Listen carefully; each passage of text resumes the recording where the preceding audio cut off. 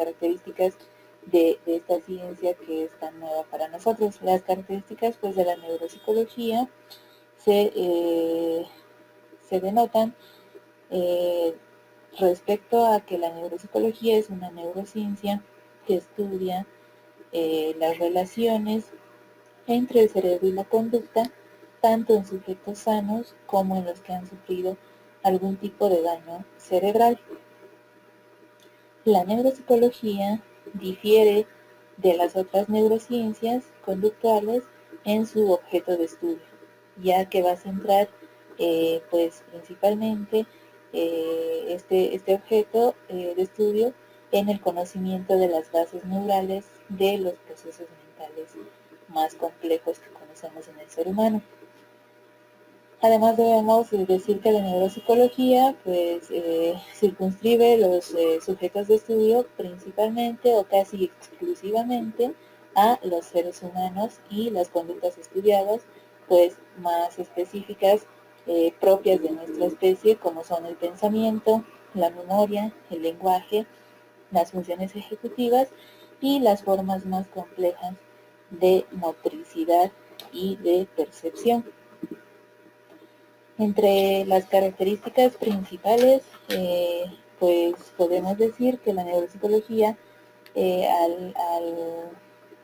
convertirse en esta ciencia que explica las relaciones entre cerebro y conducta, pues se circunscribe principalmente a cierto tipo de ámbitos en los cuales va a dar explicación a justamente aquel comportamiento humano circunscrito a el funcionamiento del sistema nervioso. Por tanto, pues la neuropsicología tiene por un lado un carácter neurocientífico, ya que es una neurociencia conductual que va a utilizar el método científico natural para el estudio del cerebro y lo va a hacer pues a través del procedimiento hipotético deductivo o a través del método analítico inductivo. Mediante el método hipotético deductivo principalmente se establecen pues hipótesis que son refutadas mediante la realización de experimentos, y a través del procedimiento analítico inductivo la neuropsicología realiza experimentos para poner a prueba la relación funcional entre variables controladas. Por otro lado, estudia lo que son las funciones mentales superiores, donde la neuropsicología se va a centrar específicamente en el estudio de los procesos cognitivos superiores. Hablamos así de pensamiento, de lenguaje, de memoria, de funciones ejecutivas, percepción y motricidad, y también estudia aquellas consecuencias del funcionamiento cerebral sobre la conducta emocional. A su vez, pues la neuropsicología trata preferentemente de las manifestaciones del córtex cerebral asociativo. Este hecho pues se justifica en primer lugar con que la corteza asociativa es la principal responsable de los procesos cognitivos superiores o las funciones mentales superiores, y en segundo término, pues esta zona es muy susceptible a daño mediante lo que conocemos como el daño cerebral adquirido, lo que puede afectar a los procesos cognitivos y a su funcionamiento correcto. Otras áreas del encéfalo comprometidas en estas manifestaciones del córtex asociativo pues son el cuerpo calloso, el tálamo, los ganglios basales, la amígdala cerebral, el hipocampo o el cerebelo, que también pueden tener implicaciones importantes sobre la conducta, por lo que entendemos que las lesiones de estas áreas también pueden afectar a las funciones mentales superiores o a la regulación de la actividad emocional. Otra de las características principales de la neuropsicología es que estudia las consecuencias del daño cerebral sobre los procesos cognitivos. Entendemos que hay una división muy importante entre lo que es la neuropsicología básica y la neuropsicología clínica. La neuropsicología básica principalmente abordará el estudio de las relaciones entre lo que es la cognición y el cerebro en sujetos sanos, y en cierta medida pues es más homologable a lo que es la neurociencia cognitiva. Por su lado, la neuropsicología clínica estudiará las consecuencias del daño cerebral sobre la conducta, es decir, aquellos trastornos, por ejemplo, del pensamiento, el síndrome disejecutivo, que es uno de los síndromes más importantes dentro del estudio de la neuropsicología, las afasias, amnesias, agnosias, que se refieren a algunas patologías de la percepción, las apraxias y alteraciones neuroconductuales. La neuropsicología clínica en este ámbito de las correlaciones con el daño cerebral sobre los procesos cognitivos, pues tiene un mayor peso que la neuropsicología básica en la dedicación profesional del neuropsicólogo,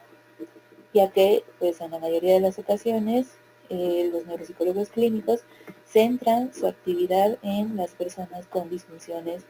de tipo cognitivo o trastornos de conducta que están procediendo de afectación del sistema nervioso central. Otra de las características importantes de la neuropsicología es que utiliza modelos humanos.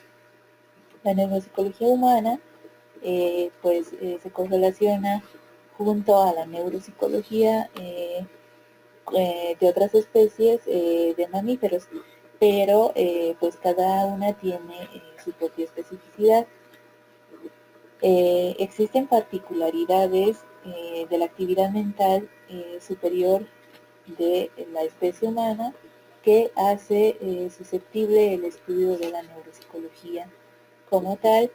hacia la utilización de los modelos humanos, ya que cuantitativa y cualitativamente, pues nosotros como especie somos muy diferentes a las de cualquier otra especie en particular. Una prueba de ello pues es la proporción y extensión de córtex cerebral en cualquier especie animal, que es muy inferior a la extensión y proporción de la corteza de los seres humanos. La investigación psicofisiológica con modelos animales sí ha aportado valiosa información a determinados procesos básicos del ser humano, pero existen limitaciones al momento de establecer correlaciones o generalizaciones, dado pues la diferencia cualitativa que existe entre la actividad mental superior de la especie humana y la de otra especie animal.